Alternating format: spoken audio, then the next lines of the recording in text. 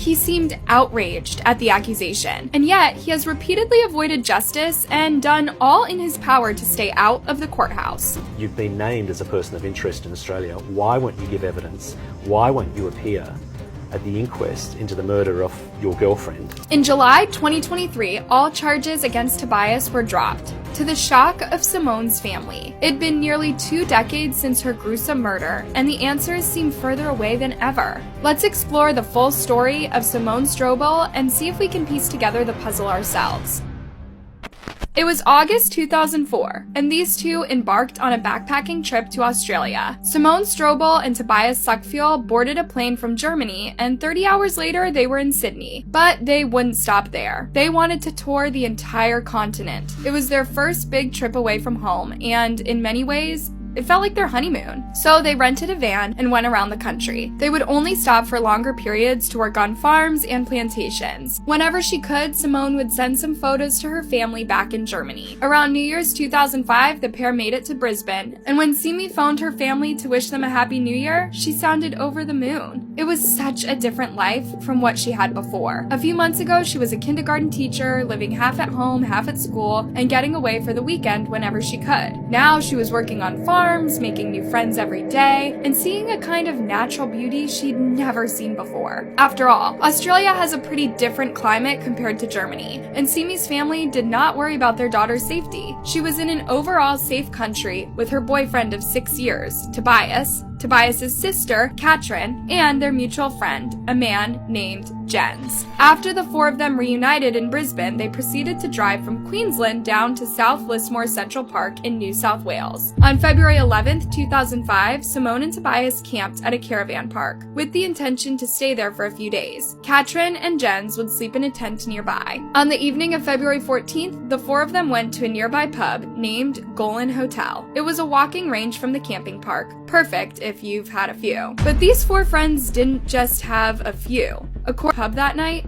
they were beyond drunk. And towards midnight, they started drunk fighting inside the bar. Voices were raised, threats were made, and the bartenders decided it was time for this group to leave. Here they are, outside the pub, continuing their fight. Among barely standing up and cussing at each other, Tobias can also be seen insulting the security guard for not letting him finish his beer, as if he needed another one. And here's the creepiest part. Before the fight was over, it escalated between Tobias and Simi. Sadly, this was the last footage of Simone Stroble. 2 hours after the street surveillance camera recorded her argument, she vanished. People at the caravan park heard the fight too. When they looked, they saw 4 drunk friends raising their voices at each other and making wild gestures in the air. Then, there were 3 friends, someone who saw Simone walk away from the park. However, she left her phone and shoes behind. 7 hours later, Simone's friends were going around the caravan park asking if anyone had seen her. They were worried something horrible had happened to her. At least, that's what they told the campers and the authorities when they gave them a ring that morning. But the first responders at the scene remembered Katrin and Jens frantically searching for Simone while Tobias chilled in his van. This was just the tip of the iceberg. Simone's naked and lifeless body would be found hidden under palm fronds just a few feet away from the caravan park, and Tobias would become the main suspect in her murder. Simone Stroble was born on September 20th, 1979, in Reiden, Germany. She grew up with her parents, Gabby and Gustav, and her brother Alexander in a gorgeous little town known for its peace, impeccable neighborhoods, and safety. Simi, as her family called her, never worried about her safety. She didn't have to. This was not the kind of place where bad things happened to people who minded their own business. And as she grew into a smart, independent adult, she realized she had 2 big passions: the others. So, on the one hand, she always stayed active, running, swimming, hiking, and the like. On the other hand, she became a kindergarten teacher. She wanted to be the best guide there was for her tiny students.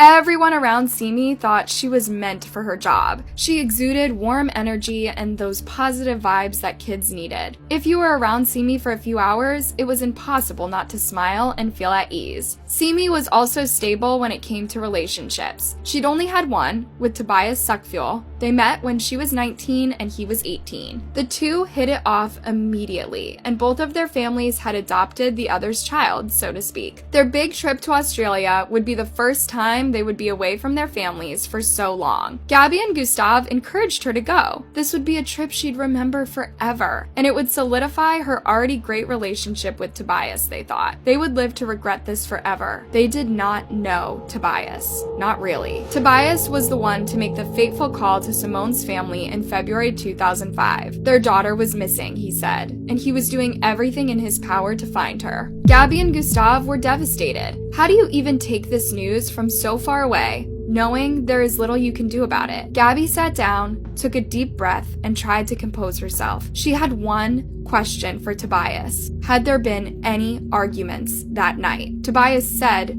no. Imagine how Simone's family felt when they learned her group had been fighting the entire time before her disappearance. Why did Tobias hide this from them? Did he not realize they would speak to the authorities too? Simi's brother Alexander immediately flew to Australia to help with the investigation. The first thing he told his parents was he was outraged at how chill the detectives seemed to be. They were dismissive of Simone's disappearance. Why? Well, campers at that caravan park had a tendency to gather up to smoke pot and the detectives said these campgoers normally return on their own a few days later, if a bit more ragged. Alexander could not believe what he was hearing. He knew his sister was in danger, and every second was of huge importance. 72 hours later, though, New South Wales authorities agreed to begin the missing person investigation. By the end of February 17th, the detectives found Simone's lifeless body covered with palm leaves in the wooded area around the caravan park.